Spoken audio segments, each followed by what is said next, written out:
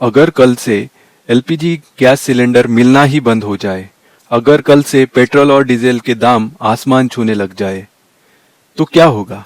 ये कोई hypothetical situation नहीं है। दुनिया का सबसे important energy choke point, strait of Hormuz, अब जियोपॉलिटिकल टेंशन के सेंटर में आ गया है। और शॉकिंग फैक्ट यह है कि इंडिया के 50% ऑयल इंपोर्ट, 60% एलएनजी इंपोर्ट्स और लगभग 80% एलपीजी गैस इंपोर्ट इसी रूट से पास होते हैं। यानी अगर ये नैरो सी रूट डिसरप्ट होता है तो इसका इम्पैक्ट सिर्फ ग्लोबल मार्केट्स पर नहीं, डायरेक्टली इंडियन सिटीजन्स पर भी होता है। तो सवाल ये है, इंडिया कितना वल्नरेबल है? अगर ये कॉन्फ्लिक्ट ऐसे ही चलता रहा, क्या इंडिया एनर्जी क्राइसिस फेस कर सकता है? तो आइए जानते हैं आज के वीडियो में स्ट्रेट ऑफ हॉर्मुज का स्ट्रेटेजिक इंपॉर्टेंस, इंडिया की energy dependency, possible economic impact on India और इंडियन गवर्नमेंट का response. Welcome to Arham IAS. चलिए शुरू करते हैं। The global choke point. सबसे पहले समझते हैं स्ट्रेट ऑफ हॉर्मुज क्या है। यह एक नैरो मेरीटाइम पैसेज है जो पर्शियन गल्फ को अरेबियन सी से कनेक्ट करता है। पर्शियन गल्फ के अंदर दुनिया के सबसे बड़े ऑयल एक्सपोर्टर्स लोकेटेड है। Saudi Arabia, Iraq, UAE, Kuwait, Qatar और ईरान, इन सब का ऑयल एक्सपोर्ट लार्जली इसी रूट से होता है। इसीलिए स्ट्रेट ऑफ हॉर्मुज को अक्सर world's most important oil choke point कहा जाता है। ग्लोबल लेवल पर लगभग 20 million barrels oil per day इसी रूट से पास होता है। यह दुनिया के टोटल ऑयल ट्रेड के अराउंड 25% है। यानी दुनिया का हर 4th बैरल ऑफ ऑयल इसी नैरो पैसेज से गुजरता है। अगर ये रूट डिसरप्ट होता है तो एनर्जी मार्केट्स इमीडिएटली रिएक्ट करते हैं। तो फेज 2 में इंडियाज एनर्जी रियलिटी। अब इंडिया की सिचुएशन समझते हैं। इंडिया दुनिया का 3rd लार्जेस्ट ऑयल कंज्यूमर है। हर दिन लगभग 5 million barrels oil India consume करता है। इसी ऑयल का यूज होता है ट्रांसपोर्टेशन में, इलेक्ट्रिसिटी जनरेशन में और इम्पोर्टेंट इंडस्ट्रीज में। लेकिन प्रॉब्लम यह है कि इंडिया अपनी ऑयल डिमांड के 90% एनर्जी इंपोर्ट करता है। डोमेस्टिक प्रोडक्शन सिर्फ 10% है। एलपीजी और नेचुरल गैस के केस में भी इंपोर्ट डिपेंडेंसी काफी हाई है। इसीलिए इंडिया की energy system global supply chains पर हेवीली डिपेंडेंट है। अब समझते हैं इंडिया का स्ट्रेट ऑफ हॉर्मुज पे डिपेंडेंस। अब सबसे क्रिटिकल डेटा मैं आपको बताता हूं।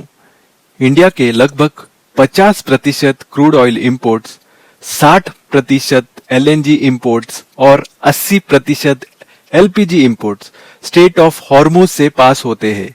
यानी अगर हॉर्मुज डिसरप्ट होता है तो इंडिया के एनर्जी इंपोर्ट्स का मेजर पोर्शन रिस्क में आता है। इंडिया के मेजर ऑयल सप्लायर्स भी इसी रीजन में लोकेटेड है। India Iraq, Saudi Arabia, UAE, Kuwait से ऑयल इंपोर्ट करता है और एलएनजी कतार से सप्लाई होती है। इसीलिए मिडिल ईस्ट इंस्टेबिलिटी का डायरेक्ट इंपैक्ट इंडिया पर पड़ता है। अभी चल रहे वॉर का जो इंपैक्ट एनर्जी क्राइसिस पे किस तरीके से है, अभी वो समझते हैं। वॉर के टाइम पे शिपिंग रूट्स पर सिक्योरिटी रिस्क इंक्रीज हो जाती है। टैंकर अटैक्स का डेंजर होता है। Shipping insurance premiums dramatically increase हो जाते हैं और कई shipping companies temporarily route avoid करती है।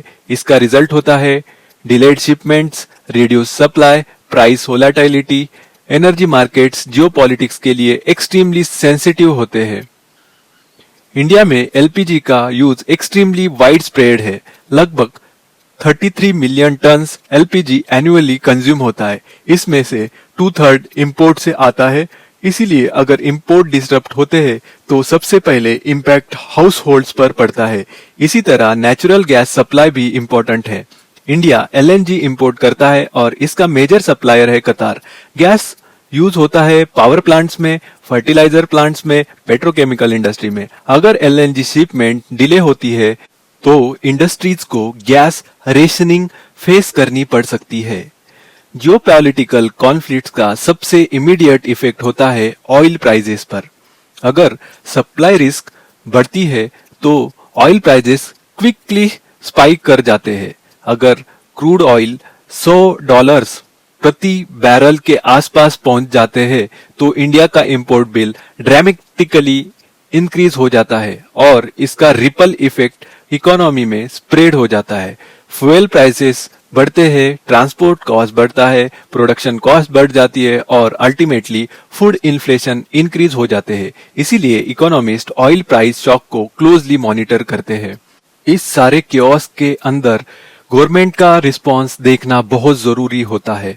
तो आइए देखते हैं इंडिया क्या स्टेप ले रहा है। सबसे पहला स्टेप है डोमेस्टिक एलपीजी प्रोडक्शन इंक्रीज करना। रिफाइनरीज को आउटपुट मैक्सिमाइज करने के इंस्ट्रक्शन दिए गए हैं। सेकंड इंपॉर्टेंट स्टेप है स्ट्रेटेजिक पेट्रोलियम रिजर्व्स। इंडिया के पास इमरजेंसी क्रूड स्टोरेज फैसिलिटी है। ये रिजर्व्स विशाखापट्टनम, मैंगलोर और पदूर में सिचुएटेड है। ये रिजर्व्स रफली 10 डेज नेशनल डिमांड कवर कर सकते हैं। साथ ही इंडिया अपने ऑयल सोर्सेस डाइवर्सिफाई भी कर रहा है। Russian crude oil imports recent years में सिग्निफिकेंटली इंक्रीज हुआ है। फ्यूचर में अफ्रीका और यूनाइटेड स्टेट्स से इंपोर्ट एक्सपांड किए जा सकते हैं। इन सारे इनिशिएटिव का गोल है सिंगल रीजन डिपेंडेंसी को रिड्यूस करना। अगर हम इस एंटायर क्राइसिस को एक ब्रॉडर पर्सपेक्टिव से देखते हैं तो एक इंपॉर्टेंट रियलिटी सामने आती है। एनर्जी एक सिर्फ फ्यूल नहीं है। एनर्जी एक्चुअली मॉडर्न इकोनॉमीज का बैकबोन है। Infrastructure growth, transportation systems, industrial production सब एनर्जी पर डिपेंड करते हैं और इसीलिए एनर्जी सिक्योरिटी और नेशनल सिक्योरिटी डीपली इंटरकनेक्टेड हो चुकी है। स्टेट ऑफ हॉर्मुज क्राइसिस हम एक इम्पोर्टेंट लेसन की तौर पे देखते हैं। कभी कभी ग्लोबल जियोपॉलिटिक्स का इम्पैक्ट सिर्फ डिप्लोमेटिक स्टेटमेंट तक लिमिटेड नहीं होता है। कभी कभी वो इम्पैक्ट पहुंचता है डायरेक्टली आम नागरिक के किचन तक। इन सारी एनर्जी क्राइसिस सिचुएशन को अवॉइड करने के लिए इंडिया को अपना एनर्जी डाइवर्सिफिकेशन करना होगा। रिन्यूएबल एनर्जी एक्सपेंशन करनी होगी। वो हम सोलर एनर्जी, विंड एनर्जी और नेचुरल हाइड्रोजन यूज से कर सकते हैं। और इम्पोर्टेंट चीज है वो है स्ट्रेटेजिक रिजर्व्स बढ़ाने होंगे और अपने जो रिलेशन है वो डिप्लोमेटिक और बैलेंस रखने होंगे, क्योंकि जो कंट्रीज अपनी एनर्जी सिस्टम को सिक्योर कर पाएगी वही लॉन्ग टर्म इकोनॉमिक स्टेबिलिटी और स्ट्रेटेजिक ऑटोनॉमी मेंटेन कर पाएगी। और इसी कंटेक्स्ट में इंडिया की energy strategy next few decades में एक्सट्रीमली इंपॉर्टेंट बनने वाली है।